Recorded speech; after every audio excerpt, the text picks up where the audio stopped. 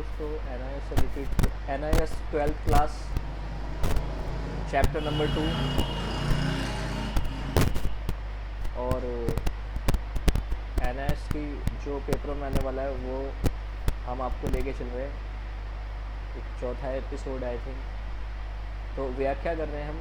व्याख्या, भरत का कथन अभी चल रहा है।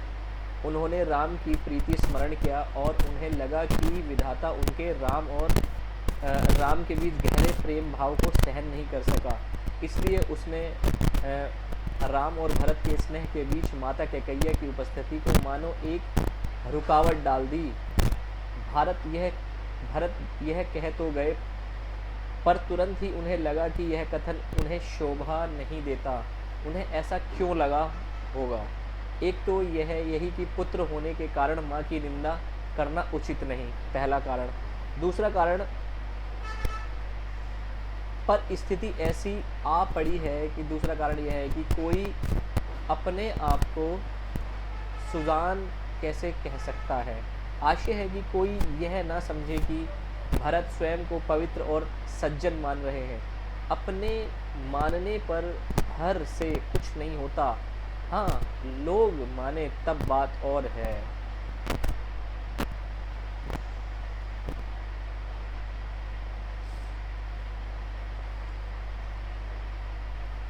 भर कहते हैं, यह सोचा कि माँ बुरी है और सदाचारी और मैं सज्जन हूँ।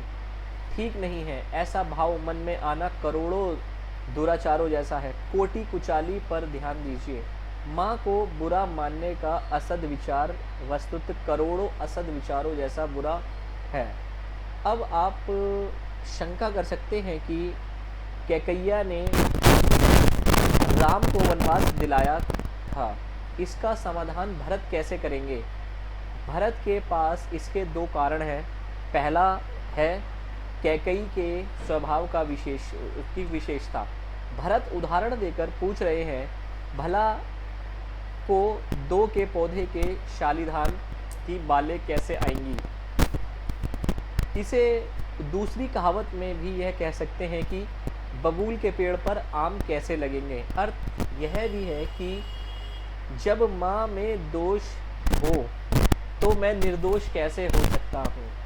भरत स्पष्ट करते हैं कि उनके सपने में भी किसी को दोष देना ठीक नहीं, किसी का रत्ती भर भी दोष ठीक नहीं।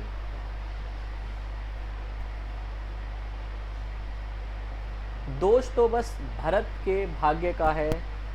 वो कहते हैं कि मेरा दुर्भाग्य अथात सागर है, उसकी कोई सीमा नहीं।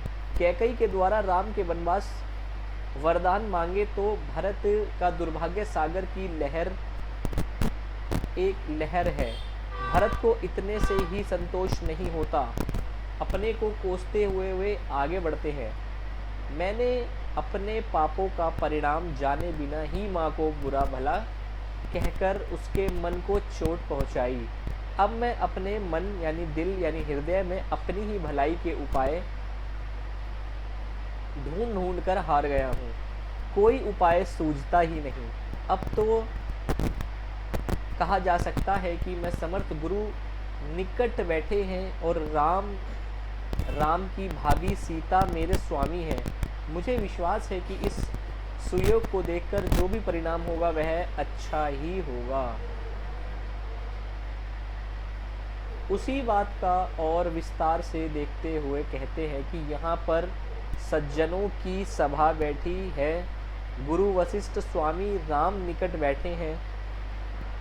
स्थान चित्रकूट भी पवित्र स्थल है और जो मैं कह रहा हूँ उसके पीछे भी एक शास्त्रीय भाव है। मुनिवर वशिष्ठ और भी राम यह भली भांति जानते हैं कि प्रेम से भरी है यह छल, झूठी या सच्ची है। तो देखिए यहाँ पर जो बात चल रही है राम और भरत और कैकई के बारे में।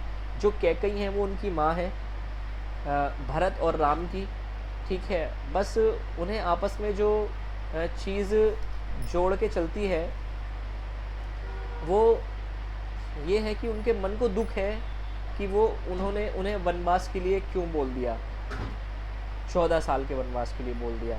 तो आगे देखते हैं अगली वीडियो में।